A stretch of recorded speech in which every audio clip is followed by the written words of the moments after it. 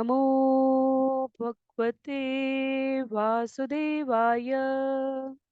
ओम नमो भगवते वासुदेवाय। ओम नमो भगवते वासुदेवाय। हरे कृष्णा। सभी भक्तों को सादर प्रणाम। श्रीमद् भागवतम महापुराण सत्रों की इन श्रृंखला में आज सत्र 600 में सभी भक्तों का स्वागत है। हम सभी यहाँ पर श्रीमद् भागवतम महापुराण को अंतर्राष्ट्रीय कृष्ण भावनामृत संघ के संस्थापक आचार्य कृष्ण कृपामूर्ति श्री श्रीमद अभय चरणारविंद भक्ति वेदांत स्वामी श्रील प्रभुपाद की पुस्तक के माध्यम से भक्तों के संग श्रवण करने का प्रयास कर रहे हैं। जैसा कि सत्रों का प्रारूप है, वर्तमान विषय वस्तु का संक्षिप्त अवलोकन, तत्पश्चात मंगलाचरण और उसके बाद एक एक श्लोक का वाचन और अनुवाद, श्रवण और पठन करते हुए हम सभी सत्र में आगे बढ़ने का प्रयास करेंगे। वर्तमान विषय वस्तु की बहुत ही संक्षिप्त पुनरावृत्ति के इस क्रम में यदि हमें स्मरण है तो स्कंद 11 अध्याय 8, जहां अवधूत के द्वारा स्वीकृत गुरुओं की संख्या और किन कारणों से उन्होंने किस स्वभाव को स्वीकार करने के लिए गुरु रूप में धारण किया है, उसका वृत्तांत है। तो राजा यदु और अवधूत की ये वार्ता भगवान श्री कृष्ण उद्धव को प्रस्तुत कर रहे हैं, जिसे सुखदेव गोस्वामी महाराज परीक्षित के माध्यम से हम सभी को बतला रहे हैं। इस अध्याय के प्रथम भाग में हमने जिन गुरुओं की अवधूत के द्वारा राजा यदु के समक्ष विशिष्ट गुणावली के कारण स्वीकृति की गई है, उनका उल्लेख श्रवण किया था। तो समुद्र से, अजगर से, पतिंगा से, मधुमक्खी से, हाथी से, मधुचोर से, मधुमक्खी के 2 प्रकार हमने श्रवण किए थे, हिरण से, मछली से किन गुणों को धारण करना चाहिए, उनको श्रवण करने के पश्चात अब पिंगला, वेश्या, कुररी पक्षी, बालक, तरुणी, बाढ़ बनाने वाला, सांप, मकड़ी तथा बर्रे, इनके बारे में क्रमशः हम सभी अध्ययन करते रहने का प्रयास करेंगे। उससे पिछले सत्र में हमने पृथ्वी, वायु, आकाश, जल, अग्नि, चंद्रमा, सूर्य और कबूतर तक की कथा स्कंद 11 के अध्याय 7 में श्रवण की थी। तो आज के सत्र के लिए आरंभ करेंगे मंगलाचरण से, और इस अध्याय की समाप्ति के पश्चात प्रयास रहेगा कि आप सबके समक्ष गुरु और उनसे प्राप्त शिक्षा को एक सूचीबद्ध तरीके से प्रस्तुत किया जाए। नारायणं नमस्कृत्य नरं चैव नरोत्तमं देवीं सरस्वतीं व्यासं ततो जयम् उदीरयेत्। शृण्वतां स्वकथा कृष्ण पुण्यश्रवण कीर्तन यद्यन्तस्तो यभद्राणि विधुनोति सुयत्स्यताम्। नष्टप्रायेषु भद्रेषु नित्यं भागवत सेवया भगवत्युत्तमश्लोके भक्तिर्भवति नैष्ठिकी। ॐ अज्ञानतिमिरान्धस्य ज्ञानाञ्जनशलाकया चक्षुन्मीलितं येन तस्मै श्रीगुरुवे नमः। मूकं करोति वाचालं पङ्गुं लङ्घयते गिरिं यत्कृपातमहं वन्दे परमानन्दमाधवं। वाञ्छाकल्पतरुभ्यश्च कृपा सिन्धुभ्यैव च पतितानां पावनेभ्यो वैष्णवेभ्यो नमो नमः। जय श्री कृष्ण चैतन्य प्रभु नित्यानंद श्री अद्वैत गदाधर श्रीवासादि गौर भक्तवृंद। हरे कृष्णा कृष्ण कृष्ण हरे हरे, हरे राम राम राम हरे हरे, हरे कृष्णा कृष्ण कृष्ण हरे हरे, हरे राम राम राम हरे हरे, हरे कृष्णा कृष्ण कृष्ण हरे हरे, हरे राम राम राम हरे हरे। हरे कृष्णा। पुनः सभी भक्तों का स्वागत है। सत्र 600 में हम सभी आज स्कंद 11 अध्याय 8 पिंगला की कथा के भाग 2 में श्रवण करने जा रहे हैं, जहां कह रहे हैं अवधूत जिह्वायति प्रमाथिन्या रजनो रस विमोहित मृत्यु मृक्षत्य सद्बुद्धि मीनः तु बड़िशय यथा। जिस तरह जीव का भोग करने की इच्छा से प्रेरित मछली मछुआरे के कांटे में फंसकर मारी जाती है, उसी तरह मूर्ख व्यक्ति जीव की अत्यधिक उद्वेलित करने वाली उमंगों से मोहग्रस्त होकर विनष्ट हो जाता है। तो यहाँ हमने मछली के इस वृत्तांत पर समाप्त किया था जिसमें मछली से शिक्षा प्राप्त कर रहे हैं अवधूत। कहते हैं कि जो लोग अपनी जीभ की तुष्टि के पीछे पागल हुए रहते हैं, खाने की आदतों से सारा विवेक खो देते हैं, क्षणिक तृप्ति के लिए, जिह्वा को तुष्ट करने की क्षणिक तृप्ति के लिए बड़े बड़े कसाई घर जा रहे हैं, निरीह पशुओं का वध करवा रहे हैं, इस प्रकार वास्तव में वो अपना भविष्य का प्रारब्ध एकत्र करके अत्यधिक दुखमय और विभत्स जीवन प्राप्त करने वाले हैं। क्योंकि जिन पशुओं को मारकर आज वो अपनी जीवा को तुष्ट करे, कल वही पशु उनको मारेगा, और इस प्रकार 84 लाख योनियों के इस चक्र में कर्म फल के विधान के अनुसार जीव भ्रमण करता रहेगा। पर इसके विपरीत यदि वेदों के द्वारा अधिकृत भोजन किया जाए, यदि कृत्रिम रूप से अपने आप को जितनी आवश्यकता है उससे किंचित कम भोजन में आध्यात्म की ओर प्रवृत्त करते हुए भगवान को अर्पित किया हुआ भोग से प्राप्त प्रसाद स्वीकार करे जीव, तो वो फिर अपने आप को इस जन्म बंधन के चक्कर से सदैव के लिए छुटकारा दिला सकता है। वास्तव में सामान्यतया संसार में शाकाहारी और मांसाहारी दो प्रकार की श्रेणियां बताई गई हैं। पर वैष्णव जैसे वर्ण और आश्रम में नहीं आता, वैसे ही वैष्णव जो खाता है वो भी शाकाहारी और मांसाहारी दोनों ही श्रेणियों में नहीं आता। तो सुनने में बहुत आश्चर्य लगेगा कि ये कैसी बात है। इसके लिए आचार्य कहते हैं कि दो प्रमुख श्रेणियों में वेजिटेरियन और नॉन वेजिटेरियन कहा जाता है, शाकाहारी और मांसाहारी कहा जाता है। पर वैष्णव साधक भक्त वास्तव में प्रसादेटेरियन होता है, अर्थात वो केवल भगवान को अर्पित किया गया भोग ही प्रसाद के रूप में खाता है।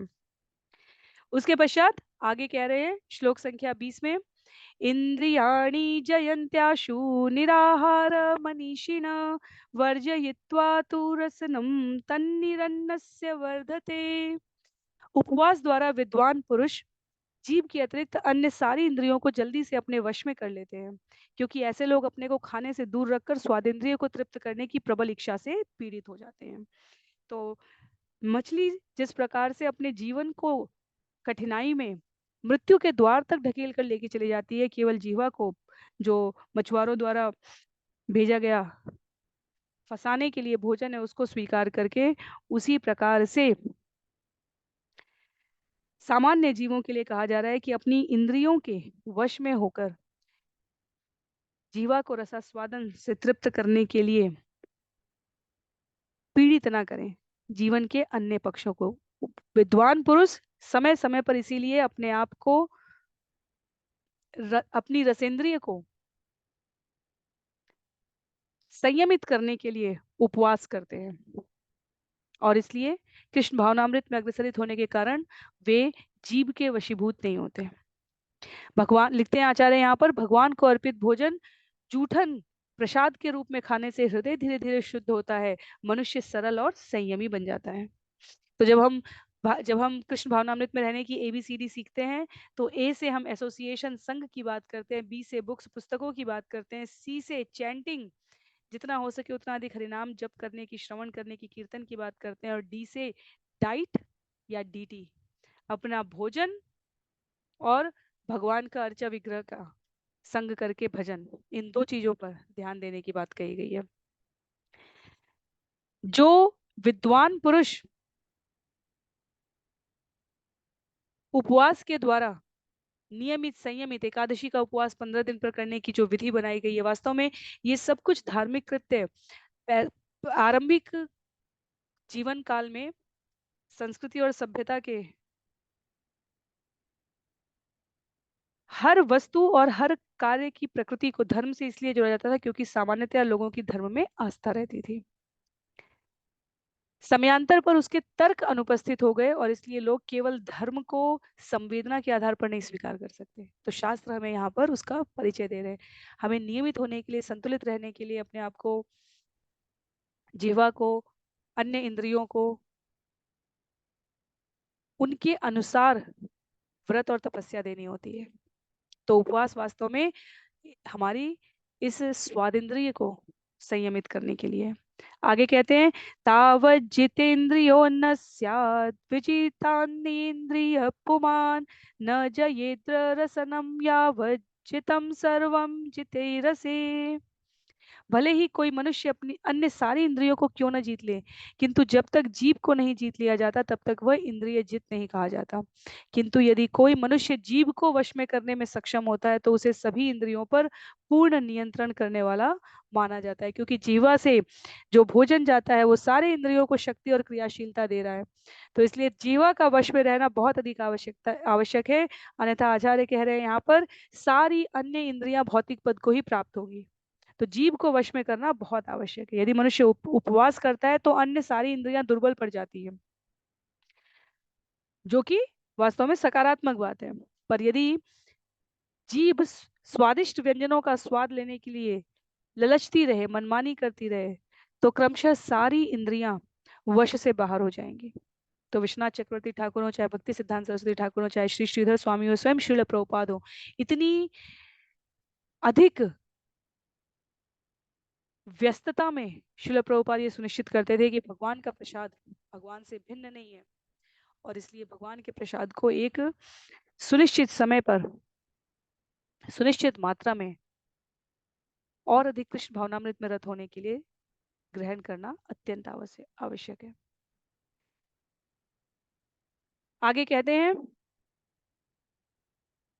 भक्ति की आरंभिक अवस्था जिसे साधन भक्ति कहा जा रहा है, उसमें सभी अवांछित पापमय आदतों से जीव मुक्त हो सकता है यदि वो केवल अपने जीव, तत्पश्चात उदर और जननेंद्रिय के दबाव से छूट जाए।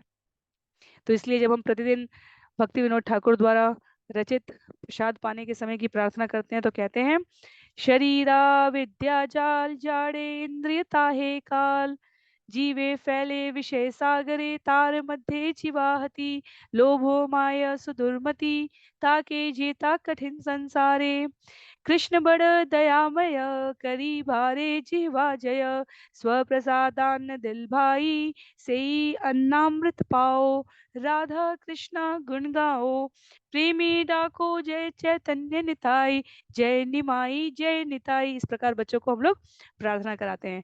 और इसका सार क्या है, ये प्रतिदिन प्रसाद पाने से पहले हमें मानसिक विधि से संभव हो तो शब्दों के गायन के द्वारा भी इस प्रार्थना को करना चाहिए। कहा जा रहा है, हे प्रभु, यह भौतिक शरीर अज्ञान का पुंज है और इंद्रियां मृत्यु के पास जाने वाले मार्गों का जाल है। हम न जाने कैसे भौतिक इंद्रिय भोग के इस सागर में गिर गए हैं और समस्त इंद्रियों में से जीव अत्यंत लोभी तथा वश में न रहने वाली है। इस संसार में जीव पर विजय पाना बहुत कठिन है, किंतु प्यारे कृष्ण, आप हम पर अत्यंत दयालु हैं, कृपालु हैं, और जीव पर नियंत्रण करने के लिए आपने हमें ऐसा उत्तम प्रसाद दिया है। अब हम इस प्रसादम को जी भर भर कर खाते हैं और श्री श्री राधा कृष्ण का गुणगान करते हैं, और प्रेम में हम श्री चैतन्य तथा नित्यानंद प्रभु की सहायता के लिए पुकार लगाते हैं। तो इस प्रकार प्रतिदिन ये जो प्रसाद का मंत्र है, ये हमें हमारी इंद्रियां संयमित रहें, तुष्ट रहें, भगवान की सेवा में संलग्न रहें। इस प्रसाद से प्राप्त होने वाला भोजन हमें अन्य इंद्रियों पर विजय प्राप्त करने में सहायक हो। श्री राधा कृष्ण चैतन्य महाप्रभु नित्यानंद प्रभु के शरण में रहकर हम इस जगत के माया जाल से बचे रहें, ये प्रार्थना जीव यहाँ पर करता है। तो अब मछली के पश्चात किसका उल्लेख है, जिसके नाम पर इस अध्याय का नाम है, कहा जा रहा है, पिंगला नाम वेश्यासी विदेह नगरे पुरा, तस्या मे शिक्षितम किंचित निबोध नृपनंदन। हे राजपुत्र, पूर्व काल में विदेह नामक शहर में पिंगला नाम की एक वेश्या रहती थी। अब कृपा करके वह सुनिए जो मैंने उस स्त्री से सीखा है। क्या सीखा है? सा स्वैरिण्य कदा कांतम संकेते उपनिश्यति, अभूतकाले बहिद्वारे विभ्रति रूपमुत्तमम। एक बार वह वेश्या अपने घर में किसी प्रेमी को लाने की इच्छा से रात के समय अपना सुंदर रूप दिखलाते हुए दरवाजे के बाहर खड़ी रही। तो विदेह नगर में रहने वाली पिंगला नाम की वेश्या अपने घर में किसी को लाने के लिए, अपने जीविकोपार्जन के लिए, अपने व्यवसाय की पद्धति के अनुरूप प्रतीक्षा कर रही है। आगे कहते हैं श्लोक संख्या 24 में, मार्ग आगक्षतो वीक्ष्य पुरुषान पुरुष ऋषभ, तान शुल्क दान वित्त वत्कांतान मेने अर्थ कामुकी। हे पुरुष श्रेष्ठ, यह वेश्या धन पाने के लिए अत्यधिक आतुर थी, और जब वह रात में गली में खड़ी थी तो वह उधर से गुजरने वाले सारे व्यक्तियों का अध्ययन कर यह सोचकर करती रही कि ओ, इसके पास से अवश्य ही धन होगा। मैं जानती हूँ यह मूल्य चुका सकता है और मुझे विश्वास है कि वह मेरे साथ अत्यधिक भोग कर सकेगा। वह वेश्या गली पर के सभी पुरुषों के बारे में ऐसा ही सोचती रही। तो एक बार की बात है, अपने व्यवसाय के अनुरूप वह प्रतीक्षा कर रही थी कि उसको उसकी सेवा के प्रतिदान में आवश्यकता अनुसार धन प्रदान करने वाला कौन सा उपयुक्त मनुष्य उसके द्वार के सामने से जा रहा है। तो हर जाते हुए व्यक्ति का वो इस प्रकार से अवलोकन कर रही थी। आगतेष्वपत्यातेषु सा सङ्केतोपजीवनी अप्यन्यो वित्तवान् कोऽपि मामुपैष्यति भूरिद एवं दुराशया ध्वस्त निद्रावार्यवलम्बति निर्गच्छन्ति प्रविशति निशीथं समपत्यत। जब वेश्या पिंगला द्वार पर खड़ी हो गई, कई पुरुष आए और उसके घर के सामने से टहलते हुए चले गए। उसकी जीविका का एकमात्र साधन वेश्यावृत्ति था। अतः उसने उत्सुकता पूर्वक सोचा, हो सकता है अब जो आ रहा है वो अधिक धनी हो। हाय, वो तो रुक ही नहीं रहा है, किंतु मुझे विश्वास है कि अन्य कोई अवश्य आएगा। अवश्य ही यह जो हो रहा है आ रहा है मेरे प्रेम का मूल्य चुकाएगा और शायद प्रचुर धन दे। इस प्रकार व्यर्थ की आशा लिए वह द्वार पर टेक लगाए खड़ी रही और अपना धंधा पूरा न कर सकी और सोने भी न जा सकी। उद्विग्नता से वह कभी गली में जाती और कभी अपने घर के भीतर लौट आती। इस तरह धीरे धीरे अर्धरात्रि हो गई। तो एक बार की बात में जब अवधूत निरीक्षण कर रहे हैं तो उन्होंने ध्यान दिया कि उस रात कोई भी पुरुष पिंगला के पास नहीं आया। तस्या वित्ताशया शुष्यत वक्त्रायादीन चेतस निर्वेद परमो जज्ञे चिंता हेतु सुखावह। जो जो रात बीती गई, वह वेश्या जो कि धन की अत्यधिक इच्छुक थी, धीरे धीरे हताश हो उठी और उसका मुख सूख गया। इस तरह धन की चिंता से युक्त तथा अत्यंत निराश होकर वह अपनी स्थिति से अत्यधिक विरक्ति अनुभव करने लगी और उसके मन में सुख का उदय हुआ। तो सामान्यतया जो कष्ट का समय होता है, कठिन समय होता है, आचार्य कहते हैं वह महान कष्ट मनुष्य को वास्तव में अनेकों बार प्रकाश के मार्ग की ओर लेकर जाता है। चाणक्य ने जब बचपन में अपने पिता को मगध नरेश के द्वारा पीड़ित और प्रताड़ित होते हुए देखा, तब वो कई दिनों तक राज्य में ही रहते हुए चिंतन कर रहे थे और अत्यधिक कष्ट का अनुभव कर रहे थे। उन्होंने अपने पुरजोर प्रयास किया, पर वो उस समय धनानंद को चुनौती नहीं दे सकते थे। और उल्लेख आता है इस प्रकार से कि एक अत्यंत शांत स्वभाव के साधु जिस स्थान पर चाणक्य प्रतिदिन आकर चिंतन करते इस घटना, इस परिस्थिति का, वो आते और उसको देख रहे थे। और जब चाणक्य ने देखा कि ये साधु हैं, उनके चेहरे के तेज से, विद्वत्तापूर्ण ओज से प्रभावित होकर पूछा कि क्या आपके पास मेरे संकट का उपाय है। तब उन्होंने चाणक्य से कहा था, सृजन के कष्ट की पीड़ा को सहन करना ही होता है। तो कष्ट वास्तव में जीव को महान प्रकाश की ओर अग्रसरित कर सकता है। अंग्रेजी में भी इस संबंध में कहा गया है, what doesn't break you makes you. जो आपको तोड़ न दे, इतने समय तक आप दृढ़ता से खड़े रह सक जहां यदि आप खड़े रह गए, व्हाट डजंट ब्रेक यू, जो आपको तोड़ नहीं पाता है, आपके डिटर्मिनेशन को, आपकी दृढ़ इच्छा शक्ति को, आपके विश्वास को, आपके प्रयास को, what doesn't break you make you, तो वो आपका निर्माण करने में, आपके भावी भविष्य के निर्माण में सहायक होता है। तो पिंगला अनेकों प्रकार से, अनेकों विधियों से प्रतिदिन अपने ग्राहकों को अपनी वाणी से, मन से, तन से संतुष्ट करती थी, लिखते हैं आचार्य। पर इस क्रम में वो भगवान की भक्ति पूरी तरह भूल गई थी और इस भूलने के कारण उसका मन अत्यंत अस्थिर तथा विक्षुब्ध था। तो आज जब एक भी आमदनी का स्रोत उसे नहीं मिला, तो पूर्णतया निराश होने पर अपनी स्थिति से उसे विरक्ति हुई, और ये विरक्ति में उसको अब जो अनुभव हुआ है उसके लिए उल्लेखित किया गया है कि उसने अपने मूल स्वरूप को पहचानने का प्रयास किया कि मुझे इतनी अधिक श्रम करने की क्या वास्तव में आवश्यकता है, इतना समय तो मुझे कहाँ लगाना चाहिए था, भगवान पर। कहते हैं तस्या निर्विण्ण चित्ताया गीतम शृणु यथा मम निर्वेद आशा पाषाणम पुरुषस्य यथा यशी। वह वेश्या अपनी भौतिक स्थिति से ऊब उठी और इस तरह वह अन्य मनस्क हो गई। दरअसल विरक्ति तलवार का काम करती है, यह भौतिक आशाओं तथा इच्छाओं के बंधन को खंड खंड कर देती है। अब मुझसे वह गीत सुनो जो उस स्थिति में पिंगला ने गाया। तो ये जो भौतिक इच्छा का जो ताना बाना है, जब जीव अपने आप को इस प्रकार से इस जगत में रखने का प्रयत्न करता है कि वो सदा सर्वदा रहने के लिए इस नश्वर जगत में, टेम्पररी वर्ल्ड में, वो शाश्वत समाधान ढूंढने का प्रयास करता है, परमानेंट सोल्यूशन ढूंढ रहा होता है, तब वह अपने आप को बंधन में बांध कर रखता है। पर जब वो वास्तविक बृहद दृष्टिकोण से अपने आसपास होने वाली घटनाओं को, व्यक्तियों को, परिप्रेक्ष्य को अवलोकित करता है, तब वह यह समझ जाता है कि वास्तव में समय का अंतर है, हर कोई अपनी यात्रा पर है और सबको अपनी यात्रा अकेले ही पूरी करनी है, कोई किसी और का संग में। यदि कोई ये सोचे कि हम एक साथ प्राण छोड़ेंगे, तो प्राण छोड़ने के बाद भी यात्रा तब भी अकेली ही होगी।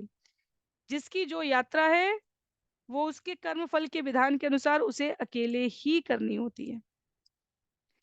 तो जब आचार्य लोगों ने गीत बनाए हैं कि धन धरा के बीच सारा ही धरा रह जाएगा, और उसके पश्चात अलग अलग श्रेणी के लोगों के बारे में बताया है। पशु भी बंधे रह जाएंगे, मित्र संबंधी, दारा पत्नी, सुहृदय, शुभ चिंतक, ज्यादा से ज्यादा कोई कोई द्वार तक रुकेगा, कोई घाट तक रुकेगा, कोई चिता के स्थान तक साथ देता है, पर अंत की जो यात्रा है वो जीव को स्वयं करनी है।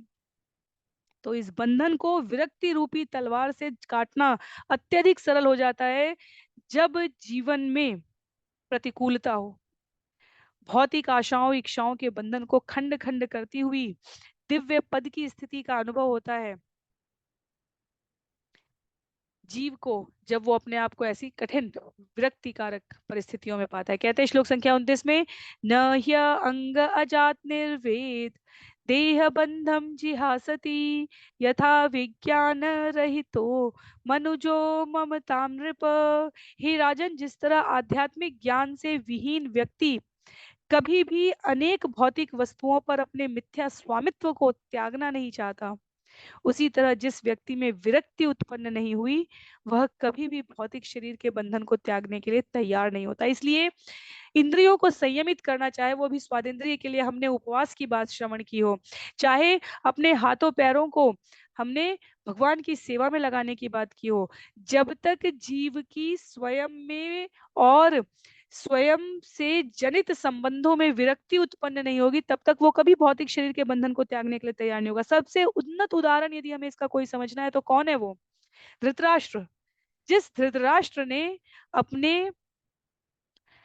अवज्ञाकारी उद्दंड कौरवों की और विशेष रूप से दुशासन और दुर्योधन की अनेक अन्यायपूर्ण नीतियों का मूक समर्थन किया, केवल इसलिए कि उसे लगा कि वो अपनी संतान के प्रति मोहासक्त है, वो धृतराष्ट्र पूरे कुरुवंश की समाप्ति के पश्चात भी राजपाट छोड़कर नहीं उठा, सिंहासन से नहीं उठा, क्योंकि सामने वाले व्यक्ति की महानता का धृष्टता पूर्वक लाभ उठाने वाला धृतराष्ट्र ये जानता था कि युधिष्ठिर कभी मुझे सिंहासन से नहीं हटाएंगे। मैं तो पहले तो मैं अंधा था, अब मैं निरीह हूँ, मेरे तो पुत्र भी मारे जा चुके हैं। और इस क्रम में देखा जाए तो जब तक विदुर ने आके, स्कंद 1 में हमने श्रवण किया, जब तक विदुर ने आके ताड़ना नहीं दी है, तब तक धृतराष्ट्र इस भौतिक शरीर के बंधन को त्यागने के लिए तैयार नहीं था। क्यों? क्योंकि यहाँ जो पंक्ति है वो बहुत महत्व की है। जब तक जीवन में आध्यात्मिक ज्ञान नहीं होगा, तो जो आध्यात्मिक ज्ञान से विहीन व्यक्ति है वो भौतिक वस्तुओं पर अपने मिथ्या स्वामित्व को त्यागना नहीं चाहता। कई बार बस में, ट्रेन में, पार्क में, क्लासेस में, किसी जहाँ लाइन पंक्ति लगी हो ऐसे स्थानों में, केवल और केवल जो मिथ्या स्वामित्व होता है उसके कारण कितने बड़े बड़े झगड़े हो जाते हैं। तो जब तक व्यक्ति में विरक्ति उत्पन्न नहीं हुई है, तब तक वो भौतिक शरीर के बंधन को त्याग नहीं सकता। इसलिए यहाँ पर ये जो स्थिति हुई है पिंगला के साथ, वो इसे अपने आध्यात्मिक प्रगति के अनुकूल समझती है। श्लोक संख्या 30 में कहती है, पिंगलो वाच अहो मे मोह विततिम पश्यता विजितात्मन या कांतात असतः कामम कामये न बालिशा। पिंगला वेश्या ने कहा, जरा देखो ना, मैं कितनी मोहग्रस्त हूँ। क्योंकि मैं अपने मन को वश में नहीं रख सकती, इसलिए मैं मूर्ख की तरह किसी तुक्ष व्यक्ति से विशेष सुख की कामना करती हूँ। तो जब बद्ध जीव अपने को भौतिक जगत का स्वामी भोक्ता मान लेता है, इंद्रिय तृप्ति को अपने जीवन का उद्देश्य समझने लगता है, जब वो भौतिक जगत का अधिक भोग करने के प्रयास में और अधिक मोहग्रस्त होता जाता है, तब उसके भीतर इस प्रकार का भाव आता है। और इस भाव से अनमनस्कता लाना, अपने को परे रखना, यहाँ से आध्यात्मिक प्रगति का क्रम आरंभ होता है। तो चिंतन कर रही है, वो सोचती है मैं कितनी मोहग्रस्त हूँ, किसी अन्य कोई अन्य मुझे तुष्ट कर सकता है, इसलिए मैं उसके आश्रय पर इतने समय तक प्रतीक्षा कर रही हूँ, अपने जीवन का अमूल्य समय व्यर्थ गवा रही हूँ। कहती है, संतम समीपे रमणम रतिप्रदम वित्त प्रदम नित्यमिमं विहाय अकामदम दुःख भयाधिशोकम मोह प्रदम तो क्षमाहम भजे क्या। मैं ऐसी मूर्ख निकली कि मेरे हृदय में जो शाश्वत स्थित है और मुझे अत्यंत प्रिय है, उस पुरुष की मैंने सेवा छोड़ दी। वह अत्यंत प्रिय ब्रह्मांड का स्वामी है, जो कि असली प्रेम तथा सुख का दाता है और समस्त समृद्धि का स्रोत है। यद्यपि वह मेरे ही हृदय में है, किंतु मैंने उसकी पूर्ण रूपेण अनदेखी की है। बजाय इसके मैंने अनजाने ही तुक्ष आदमियों की सेवा की है, जो मेरी असली इच्छाओं को कभी भी पूरा नहीं कर सकते और जिन्होंने मुझे दुख भय चिंता शोक तथा मोह ही दिया है। तो अब ये तुलनात्मक अध्ययन कर रही हैं पिंगला और कहती हैं, जो सभी का प्रिय है और जिसको सभी प्रिय हैं, वो ब्रह्मांड का स्वामी मेरे हृदय में स्थित है। सभी प्रकार के सुख का दाता, समृद्धि का स्रोत, सभी से असली प्रेम करने वाला, उसकी अनदेखी करके मैं बाहर से जो पापी और व्यर्थ प्रकार के लोग हैं उनके साथ संबंध बनाने की आस लगाई रही, ये सोचकर कि वो मुझे सुख देंगे। उसने अपने आप में विचार किया कि मूर्खतावश धन के लिए मैंने इतना संघर्ष किया। मेरे भीतर का ये गर्व कि मुझ में मनुष्यों को रिझाने की क्षमता है, आज मुझे अत्यंत पश्चाताप की ओर प्रेरित कर रहा है कि इस रिझाने की क्षमता का प्रयोग मैंने प्रेम भक्ति द्वारा भगवान को रिझाने के लिए क्यों नहीं किया। वे भगवान जो जगत के समस्त लेन देन से सदा अलग रहने वाले हैं, सबके परम भोक्ता है। अध्याय 5 श्लोक संख्या 29 भगवत गीता में भगवान कहते हैं, सभी परम भोक्ता है भगवान। मुझे केवल इतना सीखना था कि मैं इस जगत को नहीं जगदीश को रिझाऊं तो सब कुछ आनंददायक होगा, और ये मैंने विस्मृत कर दिया। पिंगला यहाँ पर शोक कर रही है, कहती हैं, अहो मयात्मा परितापितो वृथा सांकेत्यवृत्त्याति विहर्गयवार्त्या श्रेणान् नरात्यार्थतृष अनुशोच्यात् क्रीतेन वित्तं रतिमात्मनेक्षति। ओह, मैंने अपनी आत्मा को व्यर्थ ही पीड़ा पहुंचाई। मैंने ऐसे कामुक लोभी पुरुषों के हाथ अपने शरीर को बेचा जो स्वयं दया के पात्र हैं। इस प्रकार मैंने वैश्या के अत्यंत गर्हित पेशे को अपनाते हुए धन तथा मैथुन का आनंद पाने की आशा की थी। तो इस व्यवसाय में दोनों ओर ही भोग की लालसा और अधिक बढ़ती चली जाती है, और इस व्यापार के द्वारा धन कमाने की अपनी इच्छा को यहाँ पर पिंगला अनुभूत करती हैं कि यह अधम श्रेणी का है, यह अत्यंत गर्हित है। भगवान की भक्ति त्यागने से जीव माया का शिकार होकर कष्ट भोगे, उससे अच्छा है कि उपलब्ध संसाधनों का प्रयोग करके वो अपने आप को भगवान के सदैव सामीप्य को प्राप्त कर सके, इस कामना के साथ प्रयास करें। कहती है आगे, यदस्तिभिः निर्मितवंशवंश्य स्थूणं त्वचारो मनखेऽपि नद्धं शरद्नवद्वारमगारमेतत् विट्मूत्रपूर्णं मतुपैति कान्यम्। यह भौतिक शरीर एक घर के सदृश है, जिसमें आत्मा रूप में मैं रह रही हूँ। मेरी रीढ़, पसलियों, हाथ तथा पाँव को बनाने वाली हड्डियां, इस घर की आड़ी तथा बड़ी शहतीरे, धुनिया तथा खंभे हैं, और पूरा ढांचा मलमूत्र से भरा हुआ है तथा चमड़ी, बाल तथा नाखूनों से आच्छादित है। इस शरीर के भीतर जाने वाले 9 द्वार निरंतर गंदी वस्तुएं निकालते रहते हैं। भला मेरे अतिरिक्त कौन स्त्री इतनी मूर्ख होगी कि वह इस भौतिक शरीर के प्रति यह सोचकर अनुरक्त होगी कि उसे इस युक्ति से आनंद तथा प्रेम मिल सकेगा। तो पिंगला यहाँ पर अपने जीवन को अत्यधिक धिक्कार रही हैं कि वास्तव में, जो हमें याद हो, प्राचीन बरहिषद के साथ संवाद में नारद मुनि ने स्पष्ट किया था कि शरीर के 9 द्वार जो भीतर बाहर खुलते हैं, कौन कौन से? 2 आंखें, 2 नथुने, मुंह, 2 कान, जननेंद्रिय और मलद्वार। और वंश का रीढ़ जो यहाँ पर प्रयोग किया जा रहा है, वह बांस के लिए भी कहा जाता है। तो हड्डी का ढांचा बांस के बने हुए ढांचे से समानता रखते हुए, कंकाल जिसे हम कह सकते हैं, जो स्केलेटन है, उसकी बात की जा रही है। तो अ, बहुत ही स्पष्ट शब्दों में पिंगला कहती है कि यदि मैंने इस आत्म तत्व को नहीं स्वीकारा तो वास्तव में मुझ में और इस बांस के बने ढांचे में अनेकों प्रकार के अंदर बाहर जाने वाले छेदों में, जहां से निश्चित रूप से अप्रिय तत्वों से भरे इस तुक्ष शरीर में कुछ सुवासित कर देने वाला पदार्थ जना जा सके, इसकी उपलब्धता नहीं है। तब भी निरंतर क्षय हो रहा है ये भौतिक शरीर, किसी भी क्षण पीस कर चूर्ण चूर्ण किया जा सकता है, तथापि हम अपने आप को सदैव उसी को तृप्त करने में लगे हैं। और जो भगवान, जिन्होंने ये शरीर दिया है, ये जीवन दिया है, इसमें सभी प्रकार की होने वाली सुविधा और असुविधा के लिए गीतोपनिषद के द्वारा, वेदों की ऋचाओं संहिताओं के द्वारा मार्गदर्शन किया है, उनके प्रति मैंने आज तक अपने चरणों में, अपने हृदय में उन चरणों के लिए प्रीति उत्पन्न न की। तो पिंगला इस प्रकार विचार करती हैं, आगे कह रही हैं, विदेहानां पुरे यस्मिन् अहम एकेव मूढ़धि यान्यम इक्षन्ति असति अस्मात् आत्मदात् काममच्युतात्। विदेहानां पुरे यस्मिन् अहम एकमेव मूढ़धि यान्यमिक्षन्ति असति अस्मात् आत्मदात् अच्युतात्।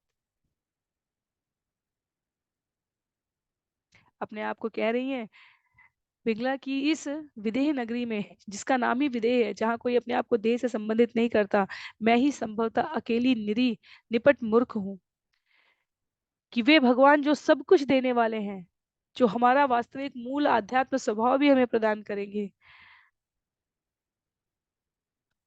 उनके संग अपना जीवन, अपना समय न व्यतीत करते हुए मैंने निपट मूर्खता का काम किया है।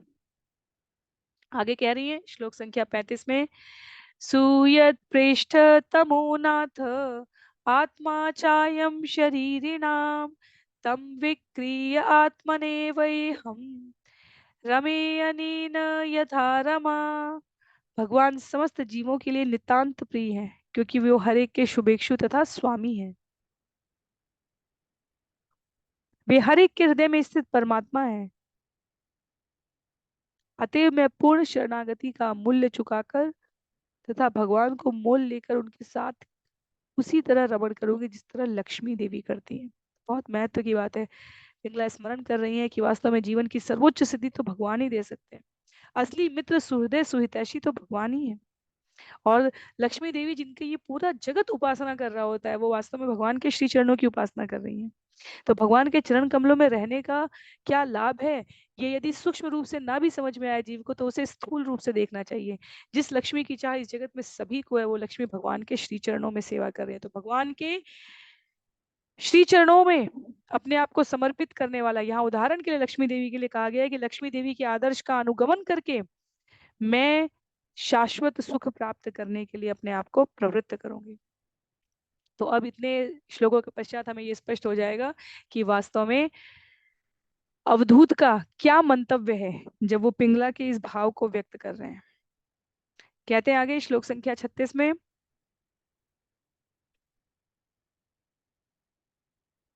कियत् प्रियं ते व्यभजन कामा ये कामदानरा आद्यन्तवन्तो भार्याया देवा वा काल दुत्रिता।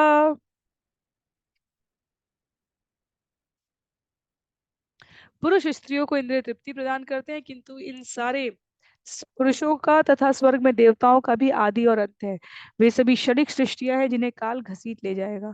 अतएव इनमें से कोई भी अपनी पत्नियों को कितना वास्तविक आनंद या सुख प्रदान कर सकता है। तो स्पष्ट करते हैं यहाँ पर अवधूत कि वास्तव में पिंगला विचार कर रही है कि भौतिक स्तर पर कोई किसी की सहायता करे या ना करे,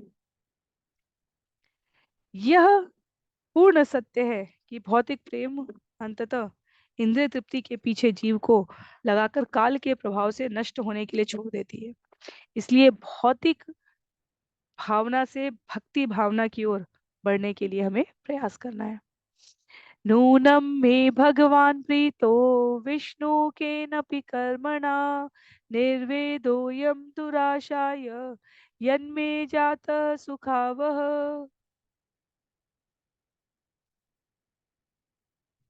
यद्यपि मैंने भौतिक जगत को भोगने की दुराशा की थी, किंतु न जाने क्यों मेरे हृदय में विरक्ति उत्पन्न हो चुकी है और यह मुझे अत्यंत सुखी बना रही है। इसलिए भगवान विष्णु अवश्य ही मुझ पर प्रसन्न होंगे। मैंने इसे जाने बिना ही उनको तुष्ट करने वाला कोई कर्म अवश्य किया होगा। तो किसी ने कहीं ना कहीं हमारे लिए कोई ना कोई सुकृत निस्वार्थ भाव से प्रार्थना की होती है। इसलिए हम भगवान का नाम सुनने की, भगवान की कथा सुनने की, भगवान की कीर्तन पद्धति की अनुगामी बनने की इच्छा करते हैं। अन्यों के लिए भी हमें वास्तव में यही प्रयास करना चाहिए। तो अपनी ओर से स्पष्ट वक्तव्य देते हुए पिंगला का यहाँ पर कहना है कि किसी कारण से ही सही, अब जब मेरे हृदय में विरक्ति उत्पन्न हो चुकी है अपने वर्तमान व्यवसाय के लिए, तो यह मुझे बहुत संतोषप्रद लग रही है, यह मुझे अत्यंत सुखी कर रही है। और अंततः जो मूल बात है जिसके लिए कहा जा रहा है, मैंने इसे जाने बिना ही उनको तुष्ट करने वाला कोई कर्म अवश्य किया होगा। ये जब हमें जान जाए तो हमें निश्चित रूप से इसके लिए कृतज्ञता ज्ञापित करनी चाहिए। श्लोक संख्या 38 में, मैवं स्युमंद भाग्याया क्लेशा निर्वेद हेतव ये नानुबंधम निर्यत्य पुरुष समपृक्षति।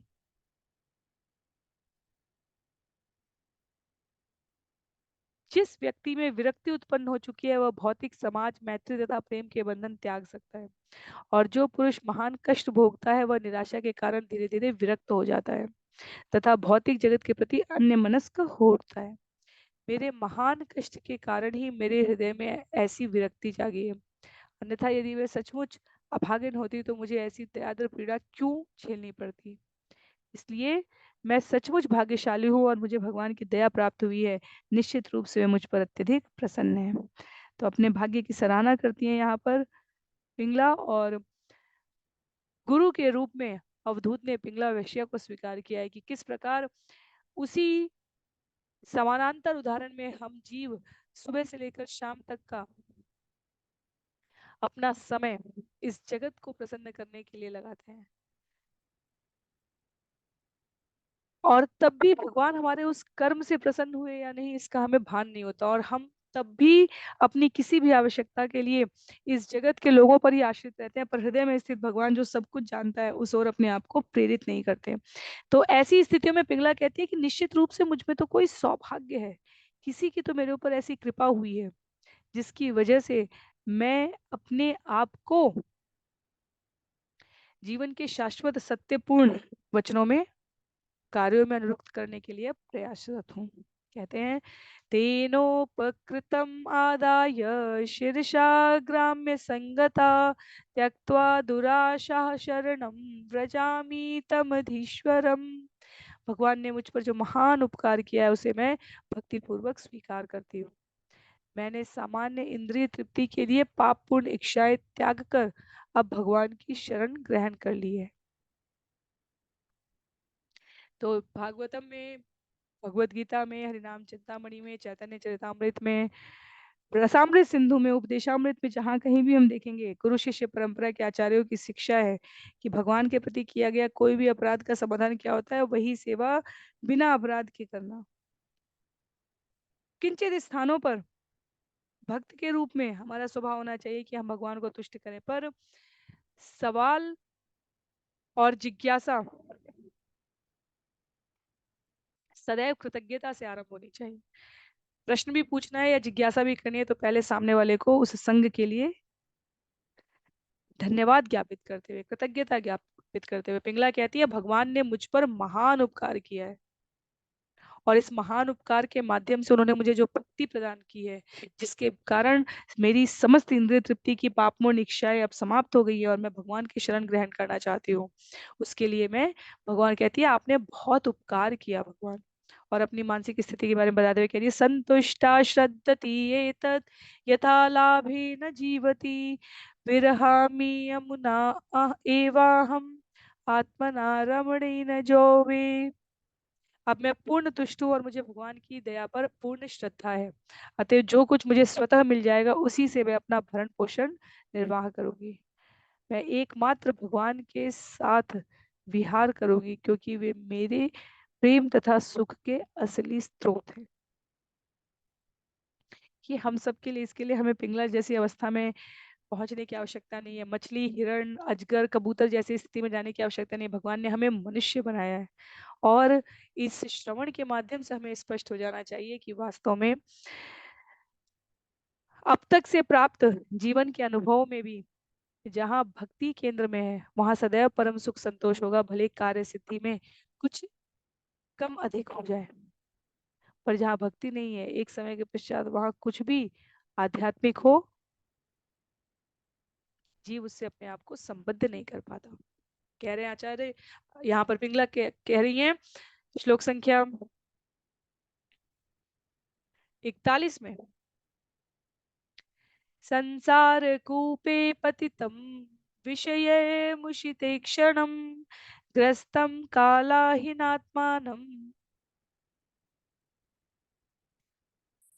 को अन्य त्रातुम अधीश्वर। इंद्रिय तृप्ति के कार्यों द्वारा जीव की बुद्धि हर ली जाती है, और तब वह भौतिक जगत के अंधे कुएं में गिर जाता है। फिर इस कुएं में उसे काल रूपी भयानक सर्प पकड़ लेता है। बेचारे जीव को ऐसी निराश अवस्था से भला भगवान के अतिरिक्त और कौन बचा सकता है। तो देवतागण हो या उच्चतर जीवों में किसी भी अन्य लोक के,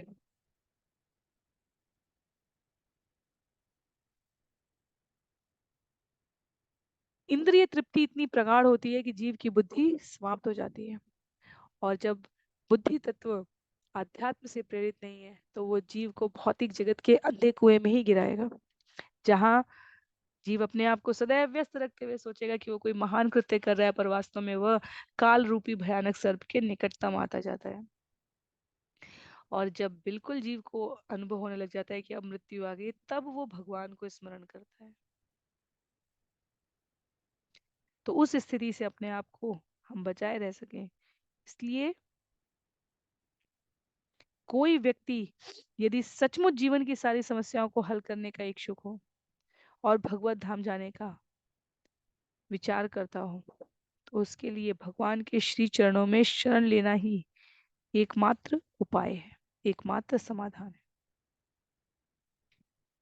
अन्यथा ऐसी निराश अवस्था से भगवान के अतिरिक्त और कोई बचा नहीं सकता। श्लोक संख्या 42 में कहते हैं, आत्मेव यात्मनो गोप्त्या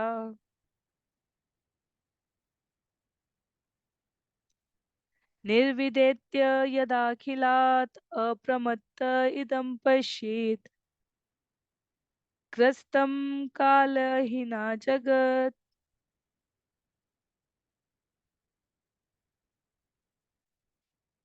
जब जीव देखता है कि समस्त ब्रह्मांड काल रूपी सर्प द्वारा पकड़ा जा चुका है, तो वह गंभीर तथा विवेकवान बन जाता है, और तब वह अपने को समस्त भौतिक इंद्रिय तृप्ति से विरक्त कर लेता है। उस अवस्था में जीव अपना ही रक्षक बनने का पात्र हो जाता है। तो ये वो स्थिति है जिसमें अब पिंगला अपने आप को स्थित कर रही है भगवत कृपा से स्वरूप सिद्ध जीव बनने की प्रक्रिया की ओर। अब वो भगवान की दया से परमेश्वर का, उन्हीं भगवान का महिमा गान करते हुए अपने अध्यात्म से विवेकशीलता को पोषित करते हुए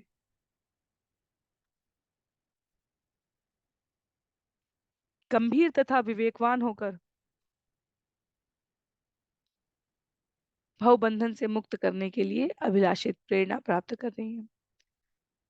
तो नारद मुनि अवधूत को जो ये कथा सुना रहे हैं उसमें क्षमा कीजिए, नारद मुनि महाराज परीक्षित को जो ये कथा सुना रहे हैं, जो अवधूत राजा यदु को सुना रहे हैं, मूल रूप से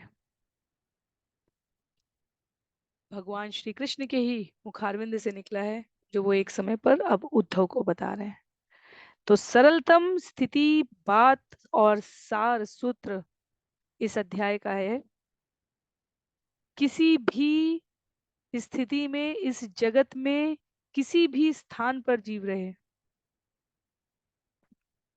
अपने कृष्ण भावनामृत स्वभाव को कभी न त्यागे, क्योंकि भगवान ऐसे भक्तों के लिए व्यक्तिगत रूप से उत्पन्न होते हैं, प्रकट होते हैं।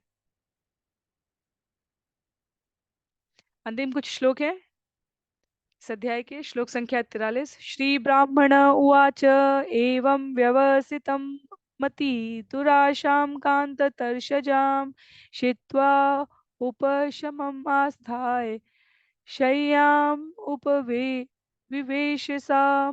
श्री ब्राह्मण उवाच एवं व्यवसितमति दुराशां कांततर्षजाम छित्त्वा उपशमम् आस्थाय शय्याम् उपविवेश सा। अवधूत ने कहा, इस तरह अपने मन में संकल्प करके पिंगला ने अपने प्रेमियों से संभोग करने की पाप पूर्ण इच्छाओं को त्याग दिया और वह परम शांति को प्राप्त हुई। तत्पश्चात वह अपनी सेज पर बैठ गई। आशा ही परम दुखम, नैराश्यम परमं सुखम, यथा संक्षिध्य कांताशाम सुखम सुष्वाप पिंगला।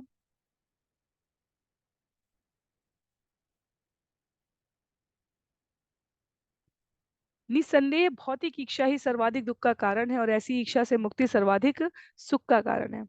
अतएव तथाकथित प्रेमियों से विहार करने की अपनी इच्छा को पूरी तरह छिन्न करके पिंगला सुखपूर्वक सो गई। तो श्रीमद् भागवतम के 11वें स्कंध के अंतर्गत पिंगला की कथा नामक 8वें अध्याय के भक्ति वेदांत स्वामी श्रील प्रभुपाद के विनीत शिष्यों द्वारा रचित तात्पर्य यहाँ पर पूर्ण हो रहे हैं। तो पिंगला तक के क्रम में जाने में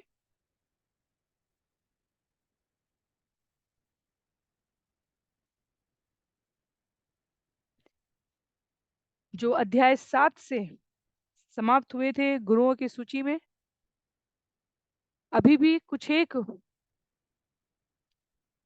गुरुओं का उल्लेख करना शेष रह गया है। तो समय की बाध्यता से हम सभी अध्याय 8 यहीं पर समाप्त करेंगे।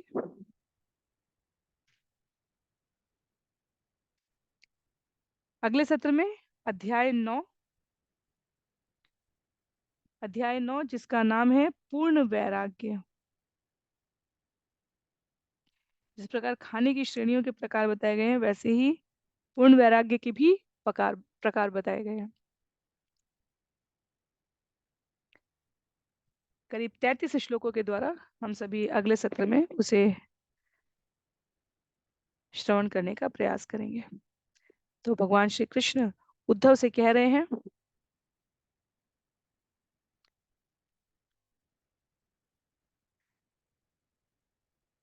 जिस वार्ता को प्रभास क्षेत्र से आरंभ करते हुए और देश काल समय परिस्थिति से काफी पूर्ववर्ती कालचक्र में घटित घटना के रूप में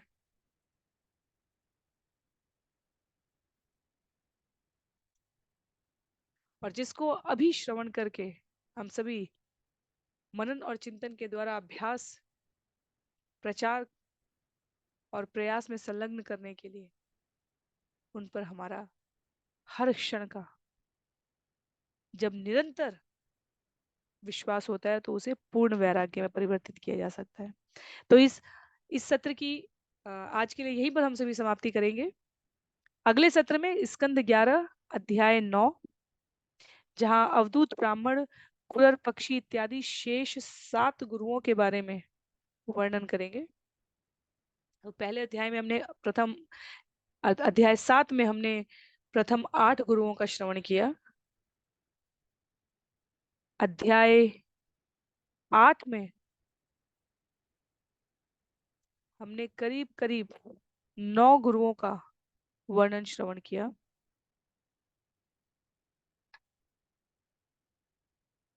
और यहाँ अब अध्याय 9 में हम शेष 7 गुरुओं का उल्लेख करेंगे। तो 8, 9 और 7। आज के लिए सत्र को यहीं पे समाप्त करते हैं। शिला प्रभुपाद की जय, शिला गुरुदेव की जय, अनंत कोटि वैष्णव वृंद की जय, श्रीमद् भागवत महापुराण की जय। हरे कृष्ण।